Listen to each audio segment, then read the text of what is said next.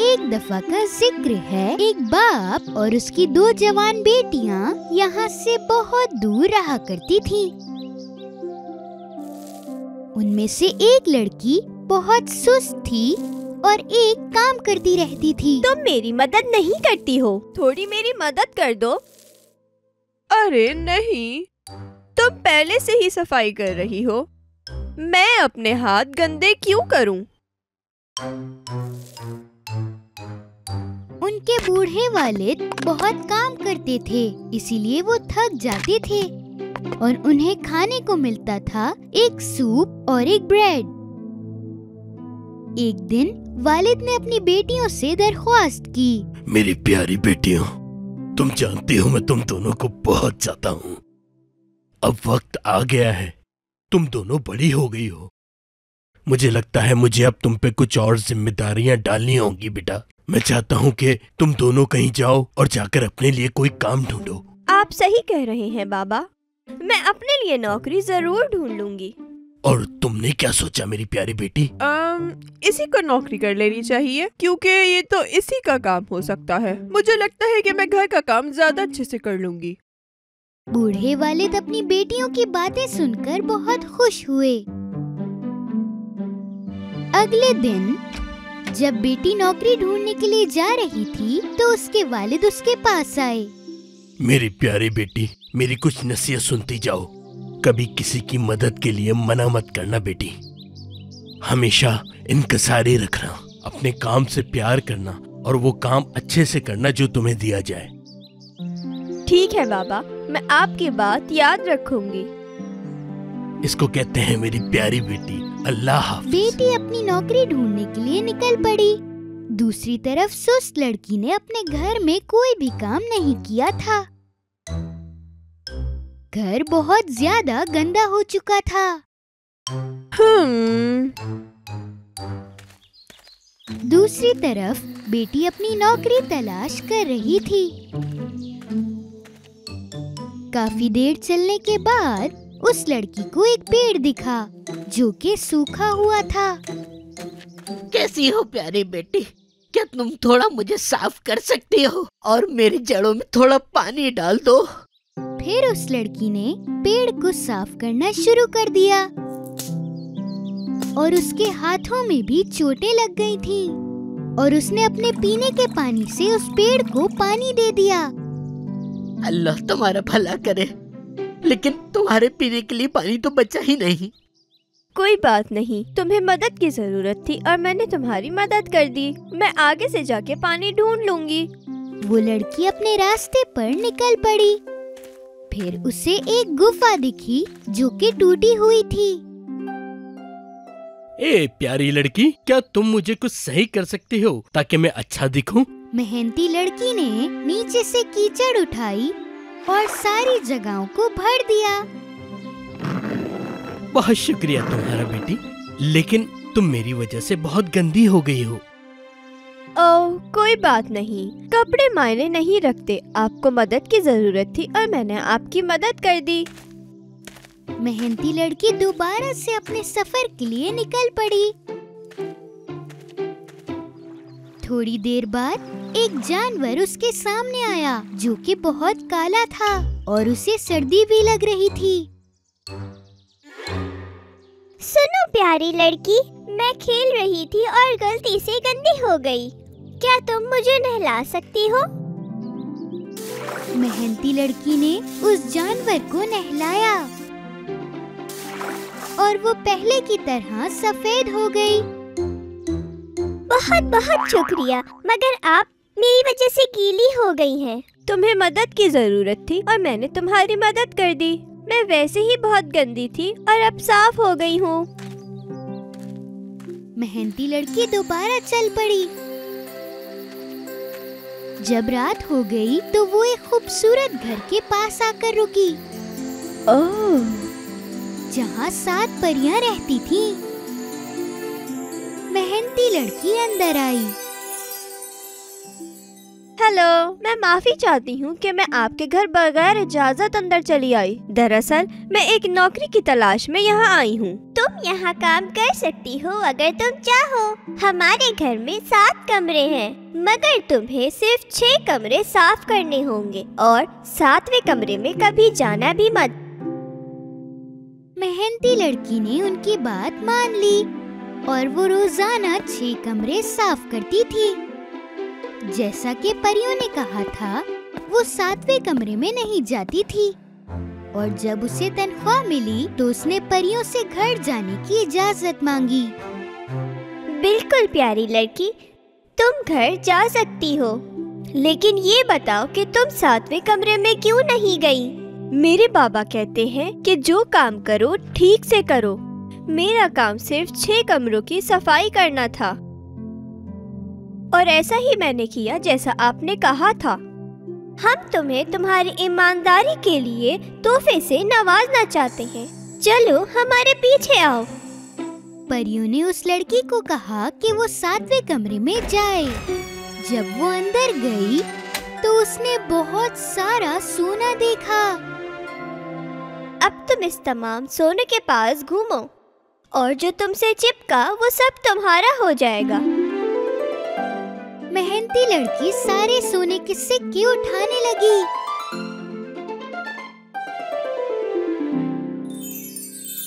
वो भी एक परी की तरह दिख रही थी। फिर मेहनती लड़की अपने घर के लिए निकल पड़ी। रास्ते में उसे वही जानवर दिखे जिसे उसने नहलाया था और उसने बहुत सारे मोती पहने हुए थे।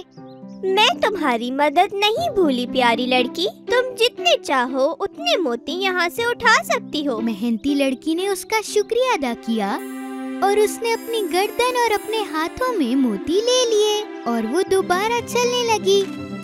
इस बार वो उस गुफा के पास आई जिसे उसने जोड़ा था। मैं तुम्हारा एहसान कभी नहीं भूल सकता बेटी। तुम कहाँ थी? आओ, मैं तुम्हें अपनी बनाई हुई ताज़ा ताज़ा ब्रेड खिलाता हूँ। ये तुम्हारे लिए है। मेहनती लड़की ने थोड़ी सी ब्रेड खाई और थोड़ी सी अपने घर के लिए रख ली और वो दोबारा चल पड़ी। थोड़ी देर चलने के बाद उसने पेड़ को देखा। उसकी शाखें फलों से भरी हुई थीं। अरे प्यारी बेटी, तुम्हारा एहसान मैं कभी नहीं भूल सकता। मेरे दरख्त के सारे मीठे फल तुम्हारे लिए। मेहनती लड़की ने पेड़ का शुक्रिया अदा किया और आखिरकार अपने घर आ गई। बहुत बहुत शुक्रिया, बहुत ही अच्छा तजुर्बा रहा।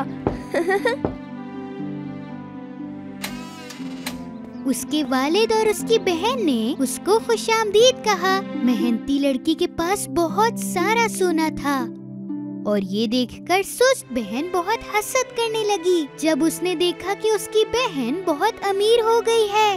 इन सिक्कों को तो देखो जरा। मुझे भी कोई ऐसी जगह जाना होगा जहाँ मुझे इसके जैसी ही नौकरी मिले। अगर ये सोना लेकर आई है तो मैं हीरे लाऊंगी। सुस्त लड़की ने अपने वालिद को बताया कि वो नौकरी ढूंढने के लिए जा रही है। अरे बेटी, तुमसे तो हमारे घर का ही काम नहीं होता। तुम बाहर जाकर क्या काम करोगी? सुस्त लड़की अपने वालिद की बात सुने बगैर ही वहाँ से चली गई। वो दिन रात चलती रही।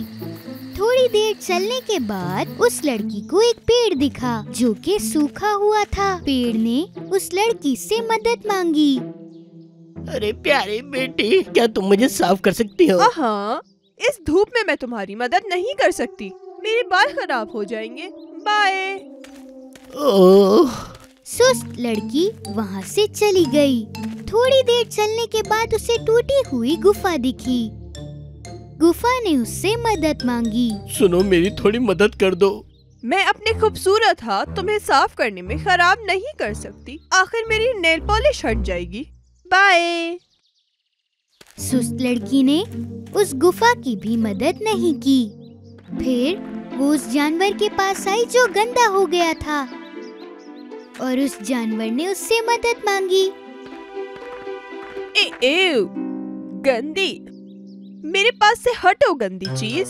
बाय। सुस्त लड़की वहाँ से भाग गई। भला कोई अपने आप को कैसे साफ नहीं कर सकता। और वो एक बहुत बड़े घर के पास आई। सुस्त लड़की ने इस बात का फायदा उठाया और उन 7 परियों के घर नौकरी करने का पूछा। सबसे बड़ी परी ने कहा कि वो यहाँ पर पूरा साल काम करे और सिर्फ 6 कमरे साफ करे। याद रखना, 7वें कमरे में तुम कभी भी नहीं जाओगी। सुस्त लड़की ने कुछ महीनों तक 6 कमरे साफ किए। एक दिन वो जानना चाहती थी कि 7वें कमरे में क्या है और उसने उसका दरवाजा खोला। सोने और मोती के बदले अंदर मक्खियाँ और चमगादड़ थीं। सारी मक्खियाँ और चमगादड़ सुस्त लड़की के करीब आए और सारी मक्खियों ने उसे काटा। सुस्त लड़की को बहुत चोटें आई और वो अपने घर की तरफ भागने लगी। जब वो भाग रही थी तो उसके सामने वो जानवर आया जिसको उसने नहलाने से मना कर दिया था और उसके पास बहुत सारी मोतियाँ थीं। वो उसे पकड़कर मोतियाँ लेना चाहती थी, लेकिन वो वहाँ से भाग गई। सुस्त लड़की चलने लगी और वो बहुत थक गई थी। थोड़ा और चलने के बाद उसने उस गुफा को देखा जिसको जोड़ने के लिए उसने मना कर दिया था। उसके ऊपर गर्मा गर्म ब्रेड रखी हुई थी। जब उसने ब्रेड खरीदना चाही तो गुफा में आग लग गई और उसके हाथ जल गए। गरम गरम।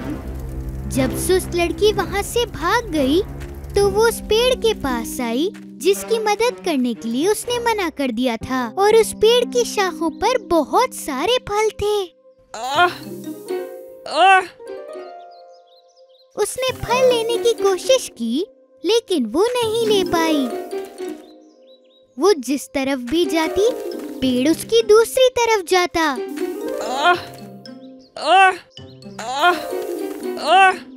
भागते भागते वो थक गई और वो फल लेने में नाकामयाब रही। वो लगातार 2 दिन तक चलती रही और आखिरकार घर आ गई। उसके वालिद और उसकी बहन उसे देखकर बहुत परेशान हो गए क्योंकि वो बहुत गंदी हो गई थी और बहुत ज्यादा जख्मी भी। उसने उनको सब कुछ बताया। ओह, मुझे बहुत दर्द हो रहा है। ओह, मेरी प्यारी बहन, क्या तुम अब समझी कि मेहनती होना कितना जरूरी है? याद रखना मेरी प्यारी बेटी, इस दुनिया में जैसा करोगे वैसे ही भरना पड़ता है। उस दिन के बाद से वो सुस्त लड़की अब सुस्त बिल्कुल नहीं रही। दोनों बहनें मिलकर काम करने लगी और ये छोटी सी फैमिली अपनी जिंदगी बहुत खुशी के साथ गुजारने लगी। एक दिन एक जवान लड़की अपने ज़ईफ और बीमार बाप के लिए दवा ढूंढ रही थी। उसके लिए वो जंगल में गई। वो दरख्तों पर से मुख्तलिफ फल जमा कर रही थी और साथ ही जड़ी बूटियां भी। यही वो पता है, शायद इससे बाबा की तबीयत ठीक हो जाए।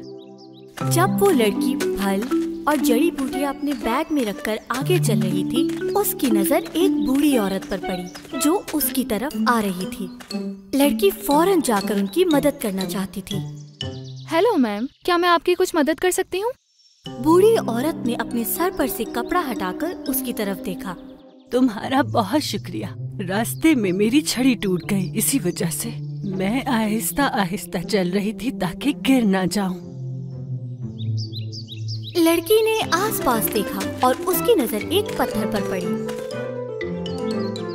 उसने पत्थरों पर चढ़कर एक मजबूत लकड़ी ढूंढी।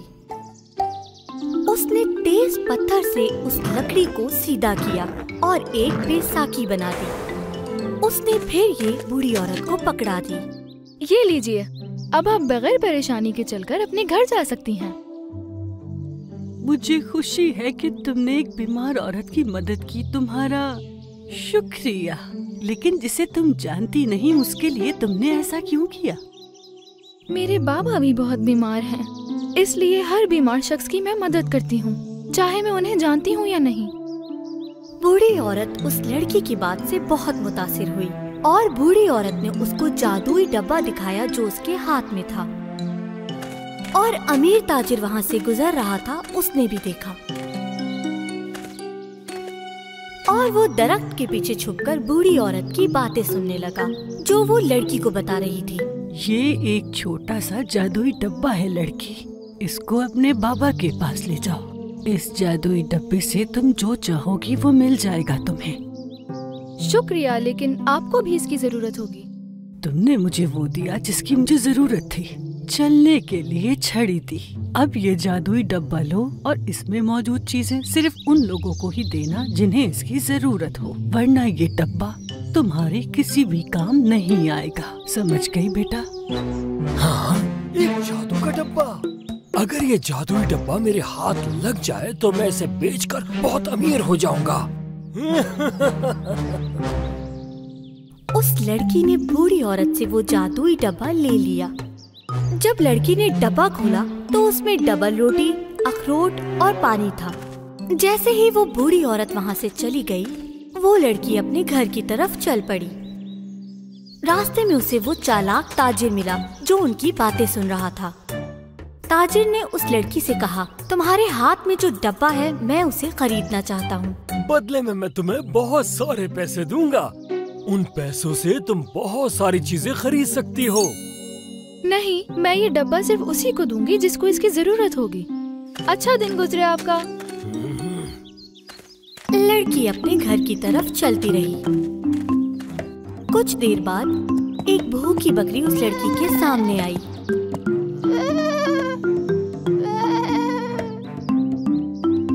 बकरी बहुत ज्यादा भूखी थी, इसीलिए डबल रोटी बकरी को खिला दी। ये खा लो प्यारी बकरी, ये वैसे भी एक जादुई डब्बा है, इसमें चीजें कभी खत्म नहीं होंगी, जितना चाहो उतना खा लो। बकरी ने पेट भरकर डबल रोटी खाई। वो लड़की अपने घर के रास्ते की तरफ चलने लगी। इस दफा एक खुश्क कोको का दरख्त उसके सामने आया। ओह, तुम तो बहुत ज्यादा सूख चुके हो कोको ट्री। तुम्हारे कोकोस बहुत मजेदार हैं। लोग इससे बहुत अच्छी चॉकलेट बना सकते हैं। दरख्त की टहनियाँ इतनी कमजोर थी कि लड़की से रहा नहीं गया और उसने डब्बे में से पानी निकालकर उसे पानी दिया। दरख्त फौरन से पानी जज्ब कर गया। अब देखना बहुत जल्दी कोकोस उग जाएंगे। लड़की अपने घर की तरफ जाने लगी। फिर कुछ देर बाद थकावट के बाइस उसने आराम करने का सोचा। उसी वक्त वो चालाक ताजिर रूप बदलकर उस लड़की के पास आया। हेलो, मैं महल का गार्डियन हूँ। अगर आप बहुत ज्यादा थक गई हैं तो मैं आपको आपकी मंजिल तक पहुँचा देता हूँ। दरअसल ये बहुत अच्छा हो जाएगा मेरे लिए। मैं जरा थक चुकी हूँ और भूख भी लग रही है। बिल्कुल, आइए मैडम, लेकिन मेरी एक शर्त है। जब आप अपनी मंजिल पर पहुंचेंगी तो वो छोटा सा बॉक्स आप मुझे टिप के तौर पर देंगी। क्या? आप गार्डियन नहीं हैं, आप वही मर्चेंट हैं। नहीं, ये डब्बा नहीं दूंगी, ख्याल रखिएगा अपना। लड़की तेजी से अपने घर की तरफ जाने लगी। वो उस डब्बे से अखरोट खाना चाहती थी क्योंकि उसे भूख लग रही थी। और उसी दौरान उस लड़की के पास कुछ गुलहरियां आईं जो कि बहुत भूखी थीं। मैं थोड़ी देर और भूख बर्दाश्त कर लूंगी, लेकिन इन्हें इस जंगल में भूखा कभी नहीं छोड़ सकती। बहरहाल ये एक जादुई डब्बा है, मैं अखरोट बाद में खा लूंगी। लड़की ने डब्बे में से अखरोट गुलहरियों को दे दिए। फिर वो लड़की बहुत मुश्किलों के बाद अपने घर पहुंच ही गई। उस लड़की ने अपने बीमार बाप को वो जादुई डब्बा दिखाया। बाबा, आज आते हुए मुझे एक बूढ़ी औरत मिली जिन्होंने मुझे ये जादुई डब्बा दिया है। इसमें खाना है जिससे आपकी तबीयत बेहतर हो जाएगी। जैसे ही लड़की ने वो डब्बा खोला, उसने क्या देखा? वो डब्बा खाली था। लेकिन लेकिन लेकिन कैसे? ये डब्बा तो जादुई था, ये तो खाली है। ओह, लेकिन मैंने चीजें तो सिर्फ उन्हें ही दी थी जिसे जरूरत थी। लड़की बहुत रोने लगी कि वो अपने बाबा की मदद नहीं कर पाई। पर उसी वक्त किसी ने दरवाजा खटखटाया। लड़की ने जैसे ही दरवाजा खोला तो उसने वो बूढ़ी औरत, बकरी और गुलहरियों को देखा। हाँ, आप यहाँ कैसे? मेरी प्यारी बच्ची, जैसा कि मैंने कहा था, अगर ये जादुई डब्बा तुम जरूरतमंदों के लिए इस्तेमाल करोगी तो तुम तभी उसका फायदा उठा पाओगी। ये देखो, बकरी का दूध, फायदा देने वाले फल और ये अखरोट भी, ये सब तुम्हारे लिए है। उस लड़की ने कोको, बकरी का दूध और हेज़लनट से अपने बाबा के लिए ताकतवर शरबत बनाया। जब उसके बाबा ने वो शरबत पिया तो वो सेहतयाब हो गए। बहुत शुक्रिया मेरी प्यारी, खूबसूरत और बहादुर बेटी। वो लड़की बहुत खुश हुई क्योंकि उसके बाबा ठीक हो रहे थे। जब उसने सोचा कि उसे डब्बे की जरूरत नहीं है तो उसने वो डब्बा डस्टबिन में डाल दिया। चालाक ताजिर ने जैसे ही उसे देखा वो वहाँ पहुँच गया। वाओ, जबरदस्त जादुई डब्बा, जादुई डब्बा। अब मैं अमीर होने वाला हूँ, मैं बहुत अमीर हो जाऊंगा। लड़की खिड़की से चालाक ताजिर को देखकर हंसने लगी क्योंकि उसे पता था असल जादू डब्बे में नहीं बल्कि दूसरों की दिल से मदद करने में होता है। दूर कहीं एक गांव में एक दिन आम दिनों के मुकाबले में बहुत ज्यादा गर्मी पड़ रही थी और उस गर्मी की वजह से फूल मुरझा रहे थे और जानवर भी थकावट का शिकार हो रहे थे। गर्म कपड़ों में सिपाहियों के लिए भी खड़े रहना मुश्किल हो रहा था। आज तो कल से भी ज्यादा गर्मी है। सही कहा, आज तो बहुत गर्मी है। ना तो बादशाह और ना ही सिपाही ये बात समझ पा रहे थे कि आखिर इतनी गर्मी पड़ने की वजह क्या है, वो भी दिन ब दिन बढ़ती गर्मी। एक खूबसूरत लड़की मरिया जो अपनी मुरझाई हुई फसलों को देखकर बहुत उदास हो रही थी। अगर ऐसा ही चलता रहा तो हमारी सारी सब्जियां खुश्क हो जाएंगी। फौरी तौर पर गर्मी को रोकने की जरूरत है। मरिया ने बादशाह के पास जाकर गर्मी की शिकायत की और अपनी फसल के मुरझाने की बात बताई। बादशाह ने अपने एक सिपाही को गर्मी की वजह पता लगाने का हुक्म दिया। जवान सिपाही हिम्मत का मुजाहिरा करता हुआ पहाड़ पर चढ़ गया और बिना आखिर उस जवान सिपाही ने पहाड़ पर एक ड्रैगन को देखा। ड्रैगन मुसलसल अपने मुंह से आग बरसा रहा था और वो आग बरसाना बंद ही नहीं कर रहा था। और जब जवान सिपाही ने ये देखा कि गर्मी उस ड्रैगन की आग की वजह से है, तो वो सिपाही ड्रैगन को रोकने के लिए दौड़ा और इससे पहले कि सिपाही ड्रैगन के करीब पहुंचता, ड्रैगन ने उसे आग से दूर भगा दिया।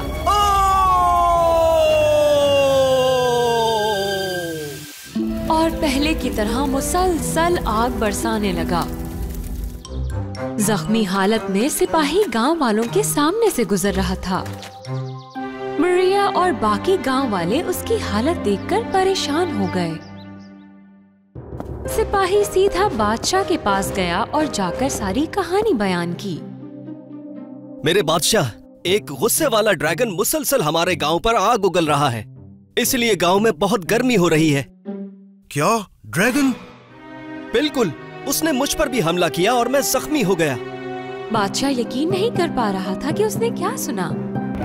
काफी दिन बादशाह ने खुद को कमरे में बंद रखा और बस यही सोचता रहा कि उस ड्रैगन से कैसे छुटकारा हासिल किया जाए। और फिर एक दिन उसने अपने एक सिपाही को बुलाकर एक काम सौंपा। और फिर उस सिपाही ने बादशाह का पैगाम सब गांव वालों तक पहुंचा दिया।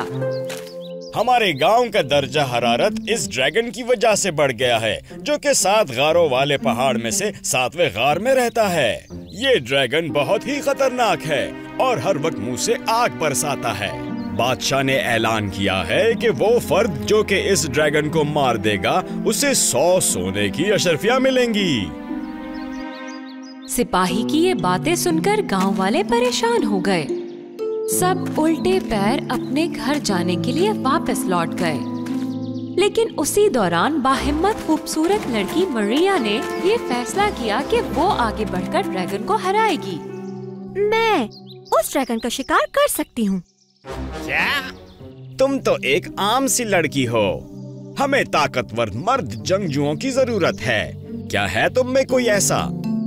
तुम ये नहीं कर सकती हो मरिया।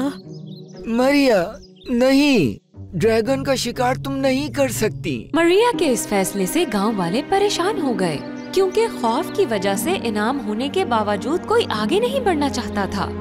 मैं एक मेहनती लड़की हूँ जिसके पास जानवर और खेत भी हैं। इस गर्मी को रोकने के लिए मैं हर मुमकिन कोशिश करूँगी। अगर गर्मी को रोकने की कोशिश नहीं की गई तो हमारे गांव के सारे खेत जल जाएंगे। ना ही सिपाही और ना ही गांव वालों ने मरिया की बात को ज्यादा अहमियत दी। मगर अगली सुबह होते ही मरिया अपने हथियारों के साथ पहाड़ की तरफ रवाना हो गई। दिन ब दिन गर्मी बढ़ रही थी। हथियारों के साथ उस बड़े पहाड़ पर चढ़ना मरिया के लिए बिल्कुल आसान नहीं था। पूरे रास्ते मरिया पसीना बहाती और पानी पीती हुई पहाड़ पर चढ़ती रही। मैं बहुत थक गई हूँ, लेकिन मुझे किसी सूरत भी हिम्मत नहीं हारनी। हिम्मत करो मरिया, बस थोड़ा ही ऊपर है, मैं कर सकती हूँ। आखिरकार 7 गुफाओं वाले पहाड़ पर मरिया छठी गुफा तक पहुँच गई और उसने उन पर्पल फूलों को देखा जो पहाड़ पर मुरझाए हुए थे। गर्मी की वजह से तो ये पर्पल फ्लावर्स भी सूख गए हैं। मुझे किसी तरह भी ड्रैगन का शिकार करना होगा। मरिया ने बहुत ही मुश्किल से 7वीं गुफा तक का सफर तय किया। पहाड़ के इस मुकाम पर बेहद गर्मी थी और बिला आखिर मरिया ने आग बरसाते उस ड्रैगन को देखा। तो यहाँ हो तुम, मैं तुमसे नहीं डरती। पत्थरों के पीछे छुपती हुई मरिया ड्रैगन की तरफ हिम्मत से बढ़ रही थी, मगर ड्रैगन आग बरसाने से किसी सूरत नहीं रुक रहा था। मरिया बहुत मुश्किल से जान बचा रही थी, मगर फिर भी मरिया ने हिम्मत नहीं हारी और ड्रैगन के मजीद करीब चली गई। और उसी दौरान उसने एक अजीब सी आवाज को सुना।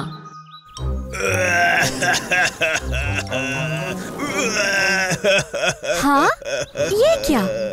ये ड्रैगन आखिर रो क्यों रहा है?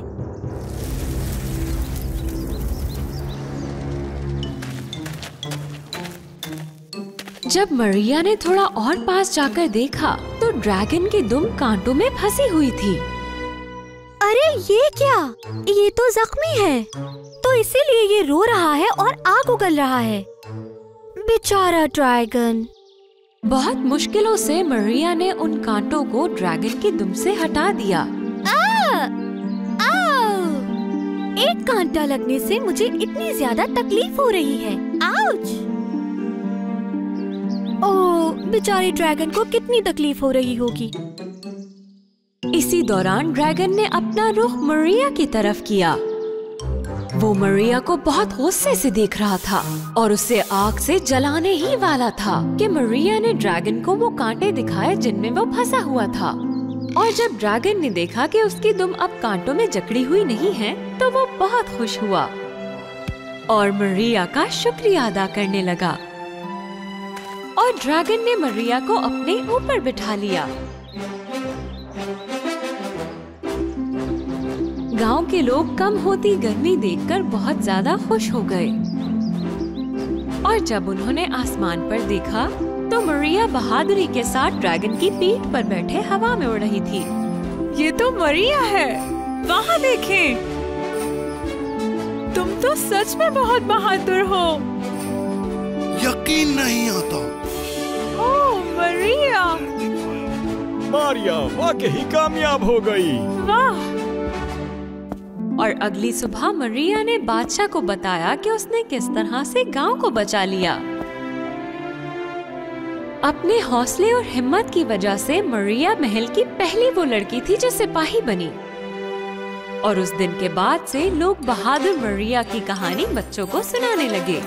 वो सब बाहिम्मत बच्चे जो खेतों में मरिया की तरह काम किया करते थे। एक दूर दराज के इलाके में सहरा के बीचों बीच एक हैवान रहता था और वो सिर्फ ताजा मिट्टी, नए हरे पौधे और बीज खाता था। सहरा से थोड़ी दूर एक सल्तनत थी जिसको उसने अभी तक दरियाफ्त नहीं किया था। इसी वजह से वहाँ की सल्तनत बची हुई थी। इस सल्तनत के बादशाह और मलिका की औलाद नहीं थी और वो इस वजह से बहुत अफसुर्दा थे। जब एक रात मलिका सो न सकी तो वो छुपकर महल से बाहर चली आई और सहरा में यूं ही घूमने लगी। सहरा के हैवान ने उसको देखा लेकिन उसे कुछ नहीं कहा और वापस चला गया, क्योंकि वो सिर्फ पौधे और ताजा मिट्टी खाना चाहता था। उसी वक्त एक सितारा टूटा और अपने पीछे एक हरी लकीर छोड़ गया।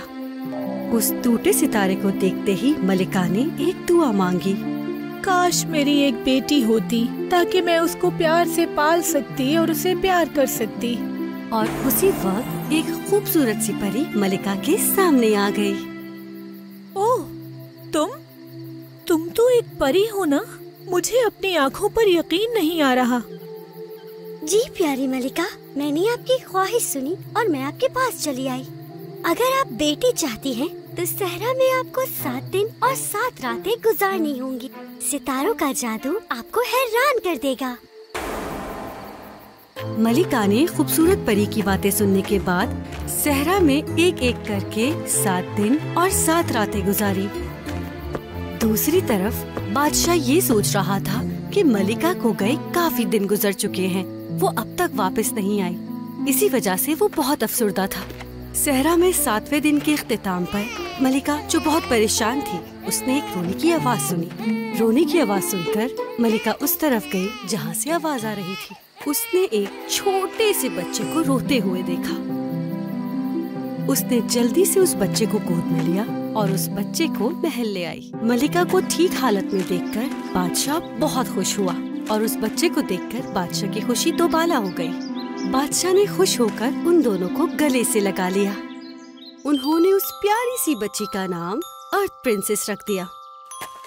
सालों गुजर गए। अब वो शहजादी बड़ी हो गई थी और एक बहुत खूबसूरत लड़की बन चुकी थी। उसकी पसंदीदा चीज बचपन से ही मिट्टी के साथ खेलना था।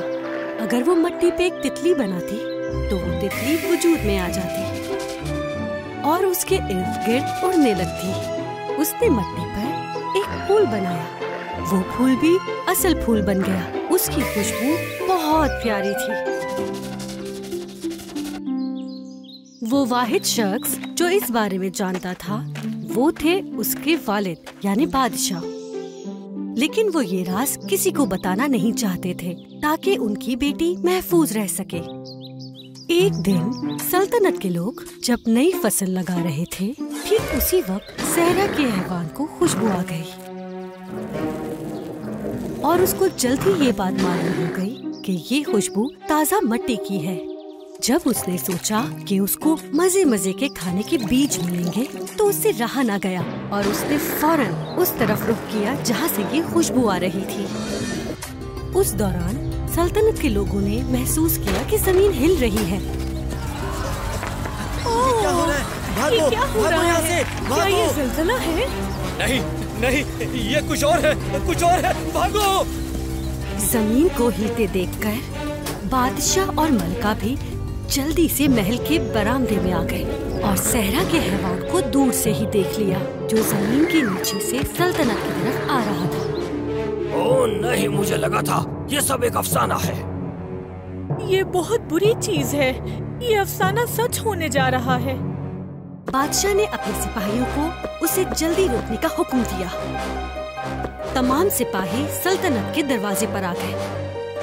लेकिन वो सहरा का हैवान इतना बड़ा था कि फौजियों ने सोचा कि हम इतने बड़े हैवान को कैसे हरा सकते हैं। जब सहरा का हैवान सल्तनत के पास आया तो उसने एक एक करके सिपाहियों को बहुत दूर फेंक दिया।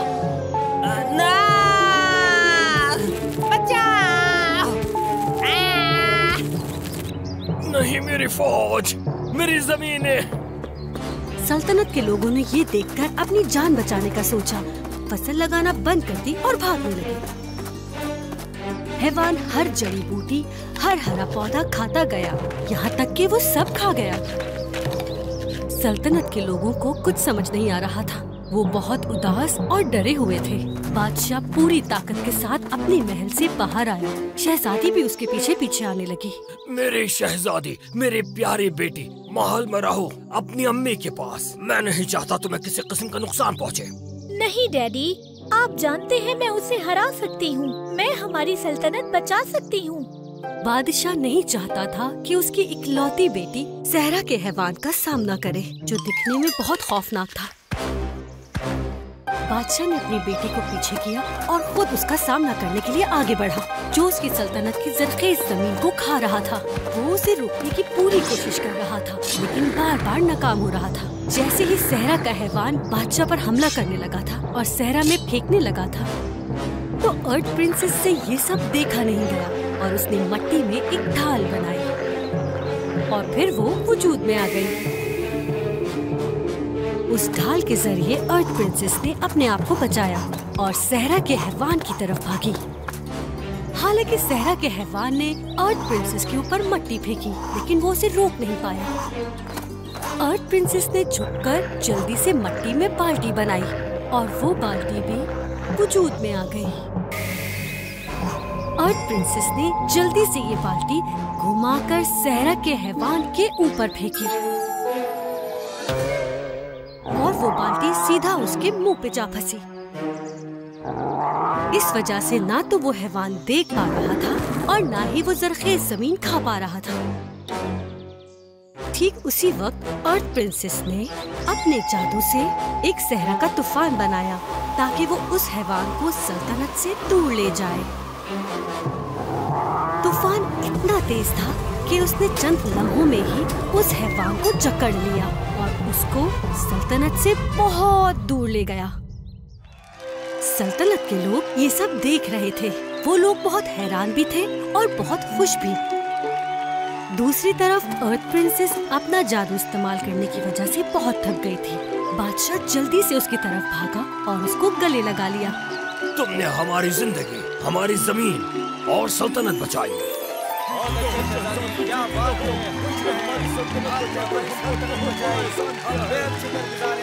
और उस दिन के बाद से अर्थ प्रिंसेस ने सल्तनत की जमीन की सारी जिम्मेदारी अपने ऊपर ले ली, क्योंकि मिट्टी के बगैर कोई जिंदगी नहीं होती। और ये बात शहजादी बहुत अच्छे से जानती थी।